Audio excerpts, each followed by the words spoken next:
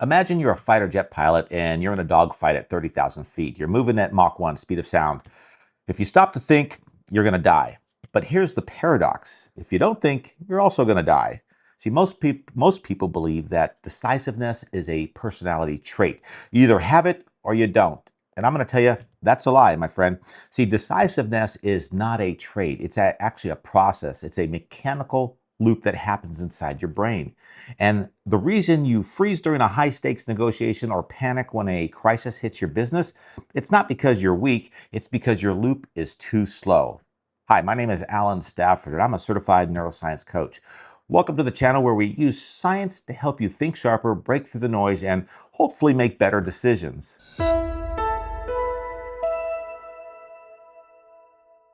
All right, today we're going to do a deep dive into the OODA Loop. This is the single most effective decision-making framework ever created, in my opinion.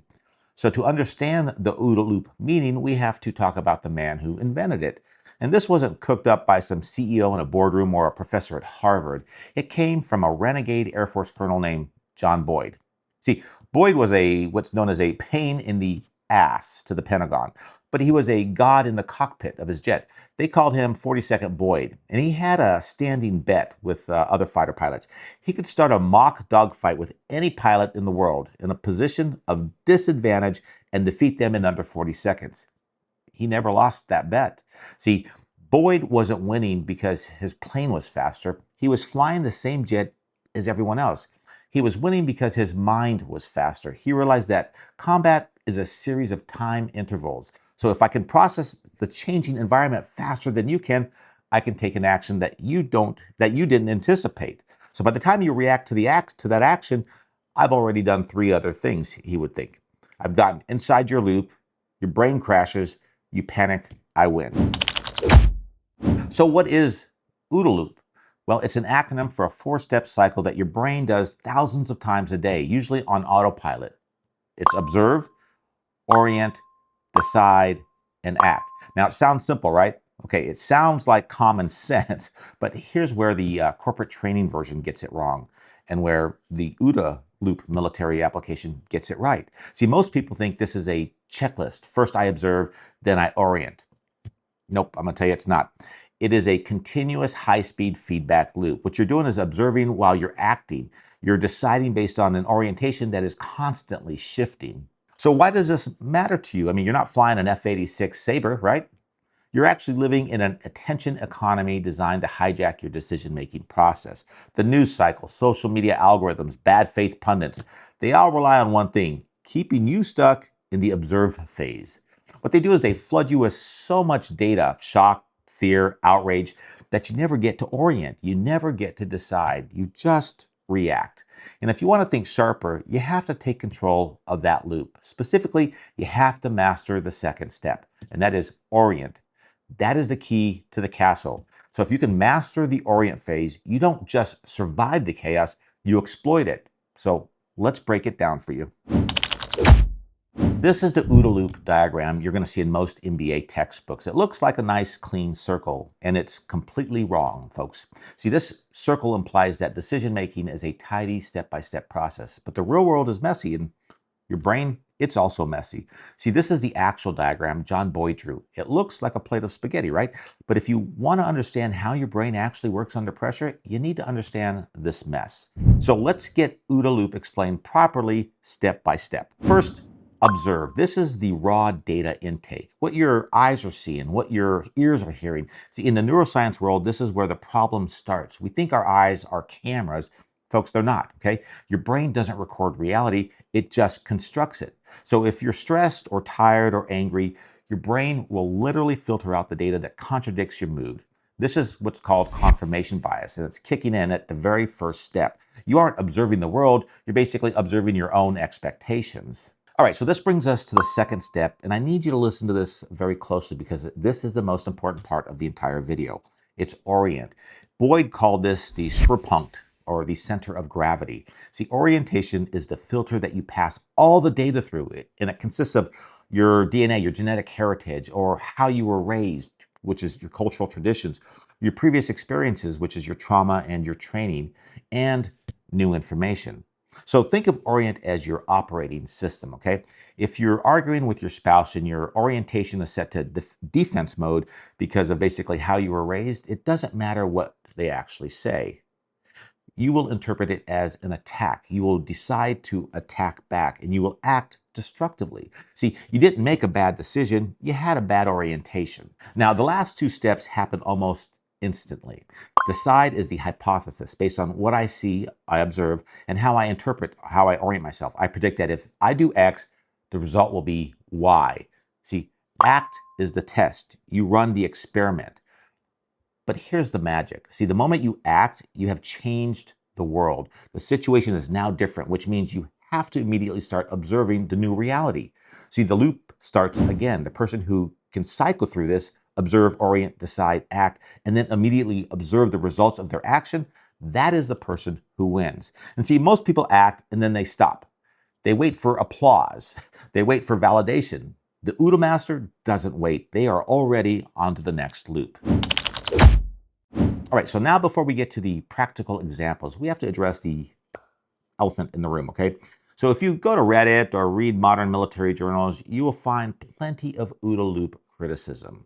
And the criticism usually argues two things. It's too obvious, duh, we look and then we act, or it's too slow. They say, Alan, this was designed for pilots in the 1950s. Today we have AI and algorithms that can process data 1,000,000 times faster than a human brain.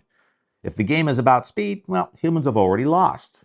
You know, that's a valid point. So if you try to outprocess a computer or even a highly emotional mob on social media, using linear thinking, you are going to lose. But the critics are missing the point. See, Boyd didn't just teach speed, he taught tempo. The goal of the OODA loop isn't just to be fast, the goal is to generate confusion and disorder in your opponent's mind. See, you want to act in a way that creates a mismatch between what they expect to happen, their orientation, and what actually happens, their observation. Let's look at an algorithm like the YouTube algorithm or a trading bot. It's purely predictive, okay? It relies on patterns. It has a rigid orientation. If you feed it data that fits its patterns, it wins.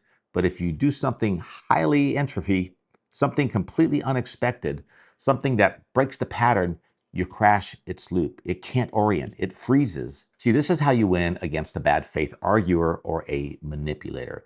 They have a script. They expect you to get angry, which is the predictable reaction like the bot or the algorithm.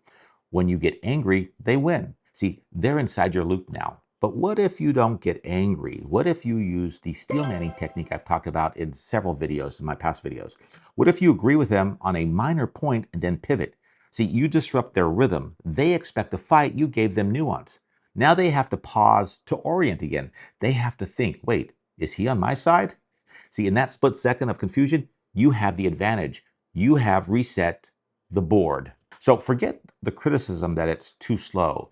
The OODA loop works in the age of AI, not because we're faster calculators, but because we're capable of novelty. See, we can change our orientation.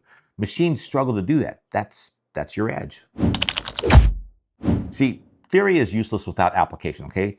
So we don't want to just know the loop, we want to live it. So how do we take a fighter pilot strategy and use it to manage a business crisis or save a relationship or marriage? So let's look at two specific OODA loop examples, one for your career and one for your relationships. Okay, so let's say scenario A, you run a business. Suddenly your biggest competitor slashes their prices by 20%. So the amateur loop is to panic. You observe the price cut, you orient from a place of fear, we're going to lose all our customers, and you decide to match their price immediately. You act. The result, you just destroyed your profit margins because you let them dictate your loop. So the professional loop, the Boyd method, you observe the price cut. You pause to orient. You look deeper. You ask, why did they cut the prices? Is it strength or is it desperation? Maybe they have cash flow issues. Maybe their product is inferior. You realize your orientation shouldn't be about price. It should be about quality. You decide to hold your price, but double down on customer service. You act by sending an email explaining why your product is premium. And see, I've done this with many clients in the past, and it actually does work by sending that email. By the time they realize you aren't playing their game, you've already stolen their premium customers. You disrupted their loop. All right, scenario B, this is the hardest one. So you walk through the door and your spouse or your boss starts yelling at you. This is a biological dogfight, okay? Your amygdala, the lizard brain, screams, attack! The amateur loop, well, you observe the shouting, you orient them as an enemy, and you decide to shout back. You act, right? The result, it's escalation. And folks, nobody wins here. Now, the master loop, you observe the shouting, but you force a 2-second pause. This is the hardest thing you're going to ever do. See, in that pause, you're going to orient yourself. You're going to tell yourself they aren't an enemy. They are stressed. They feel unheard. This isn't about me. It's about them. This is the neuroscience hack. Reframing dampens the emotional response here. So you decide to use a de-escalation phrase. You act. You lower your voice and say, I can see you're upset, and I want to understand why. Let's fix this. What just happened? You broke their rhythm. See, they expected a shout. You gave them a whisper. You forced them to stop and reorient. You just won the engagement, not by defeating them, but by de-escalating them. And that is the power of the loop. All right, folks, we've covered the history of John Boyd. We've fixed the broken OODA loop diagram, and we've looked at the meaning behind the military jargon. But if you take only one thing away from this video, let it be this, okay? Life is nothing but a series of loops. Every conversation, every business deal, every crisis, it's just a loop. The person who reacts blindly, well, they're the passenger, okay? The person who orients correctly, they're the pilot. And the hardest part of this loop is the orient phase. That's where your biases, your logical fallacies, and your bad mental habits live. Cleaning up that filter is exactly what we do on this channel. So here's your practical next step. For the next 24 hours, I want you to play the pause game. Every time you feel an emotional trigger, whether it's a text message that annoys you, a headline that scares you, or a driver that cuts you off, I want you to physically look away from the source for 5 seconds, okay? Force your brain to complete one full OODA loop. Observe the emotion, orient yourself to the reality, not the story in your head, and decide who you want to be in this moment, and then act. Don't let your amygdala send that text. Don't let your algorithm decide your mood. You are the pilot. Start flying. And I'm Alan Stafford. Think sharper, my friend. Thanks for watching.